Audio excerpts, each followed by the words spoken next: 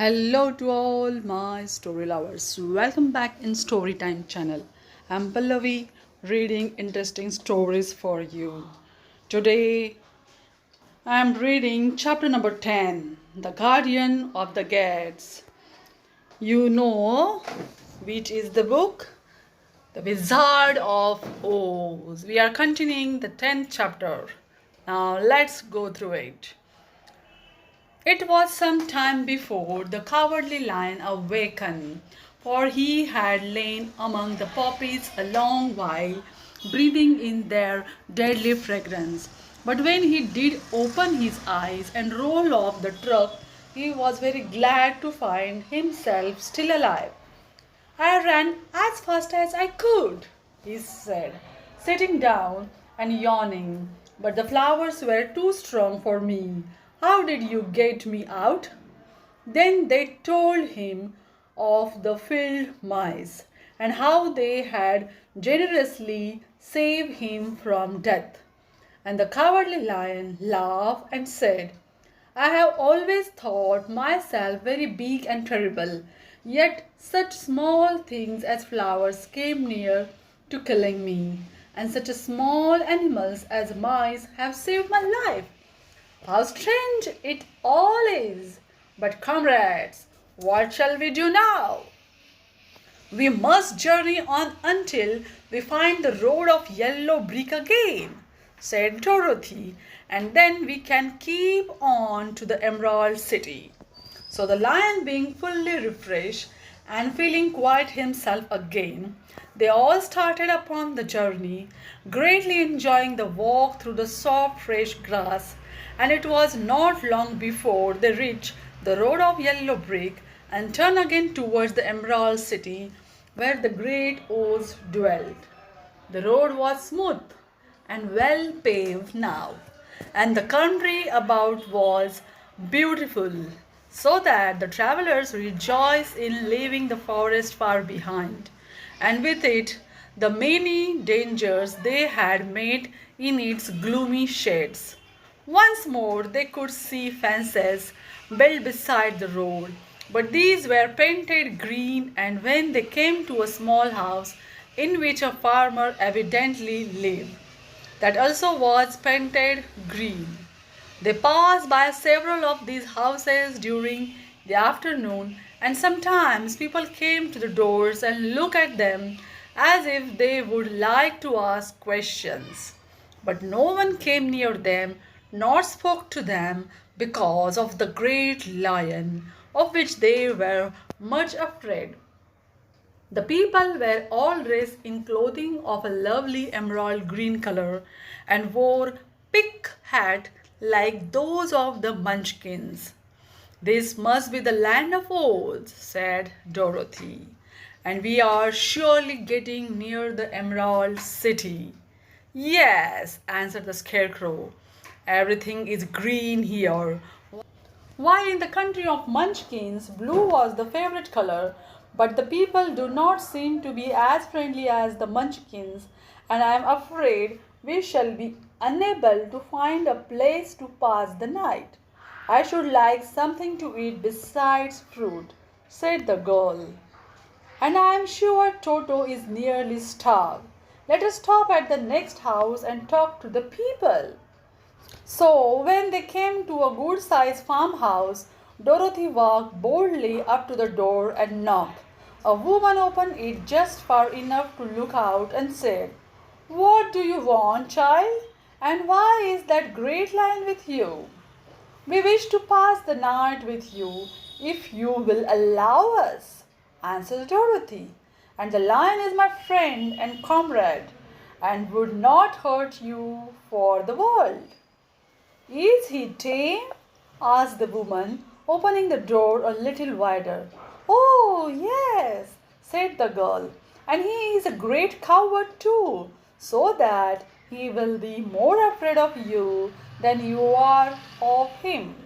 Well, said the woman after thinking it over and taking another peep at the lion, if that is the case, you may come in, and I will give you some supper and a place to sleep. So they all entered the house. where there were, besides the woman, two children and a man. The man had hurt his leg and was lying on the couch in a corner. They seemed greatly surprised to see so strange a company, and while the woman was busy laying the table, the man asked, "Where are you all going?"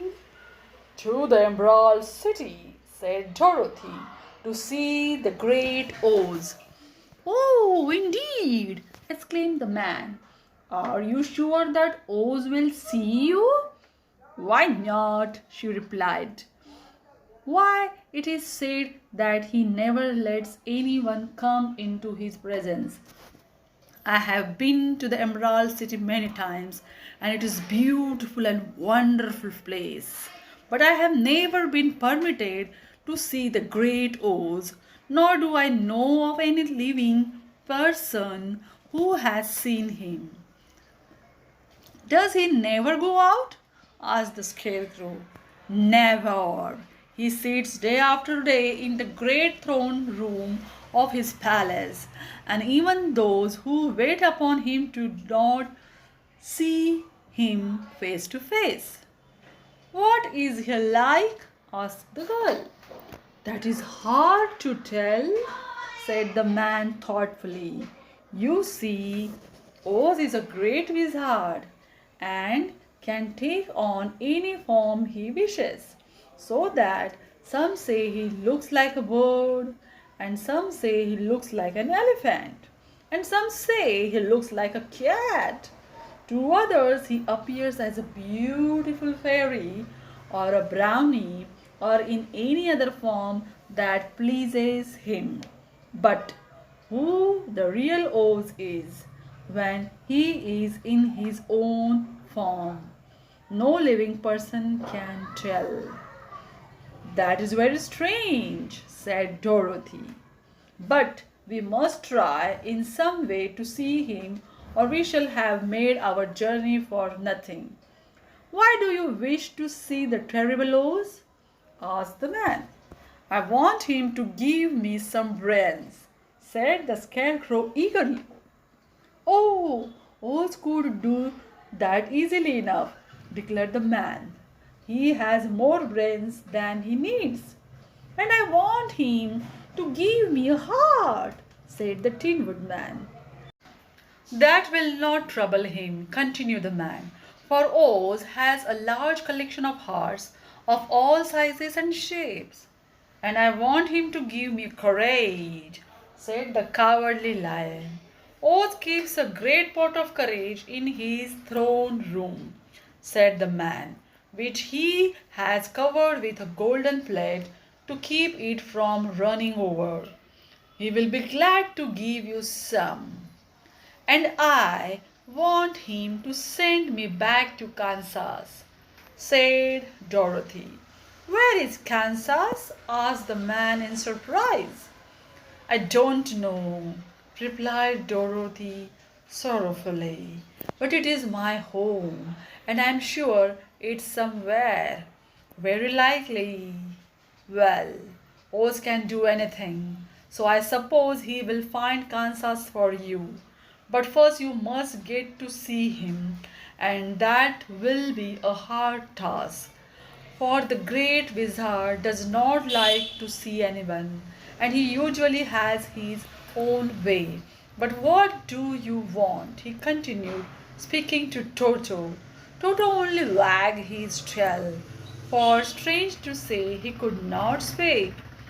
The woman now called to them that supper was ready, so they gathered around the table, and Dorothy ate some delicious porridge and a dish of scrambled eggs and a plate of nice white bread, and enjoyed her meal. The lion ate some of the porridge but did not care for it, saying it was made from oats, and oats were food for horses and not for lions. The Scarecrow and the Tin Woodman ate nothing at all. Toto ate a little of everything and was glad to get a good supper again. The woman now gave Dorothy a bed to sleep in, and Toto lay down beside her. while the lion guarded the door of her room so she might not be disturbed. The scarecrow and the Tin Woodman stood up in a corner and kept quiet all night, although of course they could not sleep. The next morning, as soon as the sun was up, they started on their way and soon saw a beautiful green glow in the sky just before them. That must be the Emerald City, said Dorothy. As they walked on, the green glow became brighter and brighter, and it seemed that at last they were nearing the end of their travels.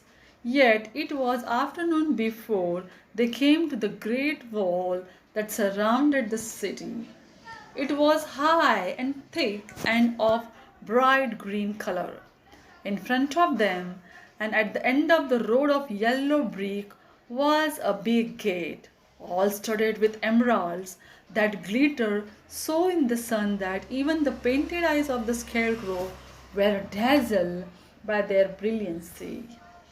There was a bell beside the gate, and the Dorothy pushed the button and heard a silvery tinkle sound within.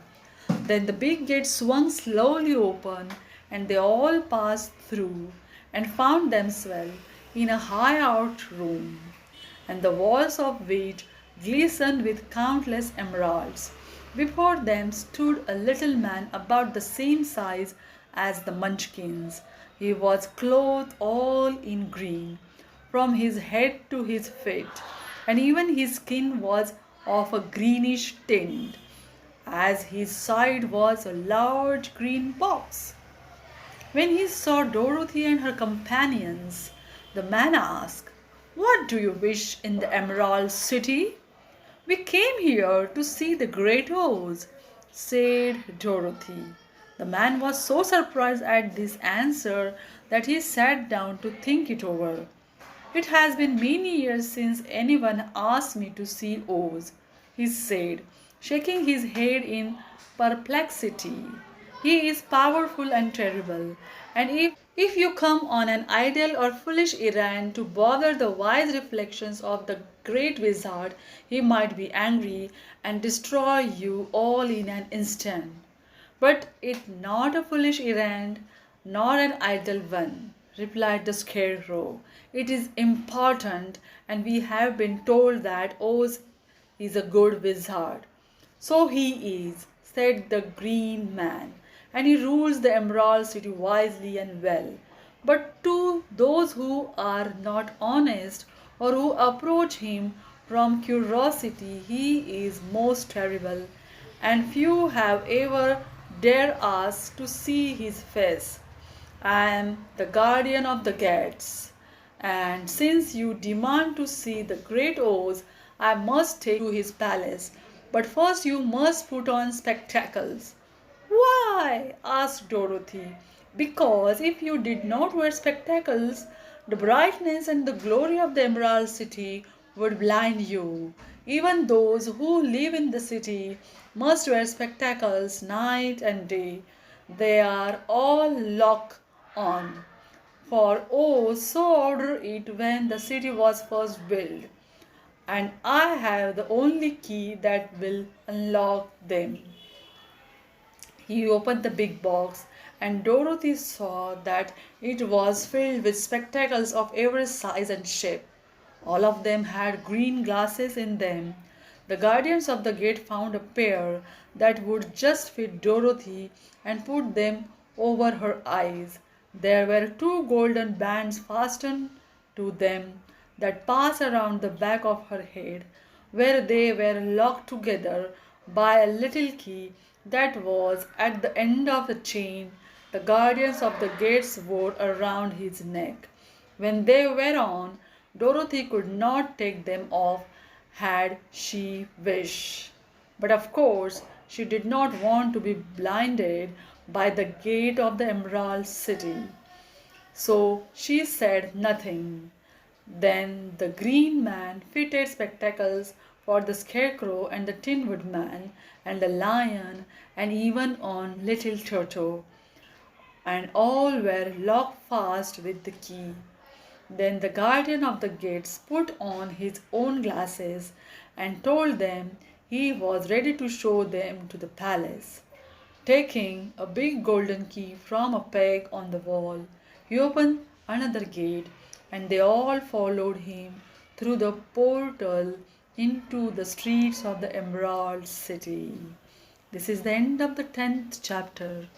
Do you like it? Then tell me in the comment box and subscribe our channel.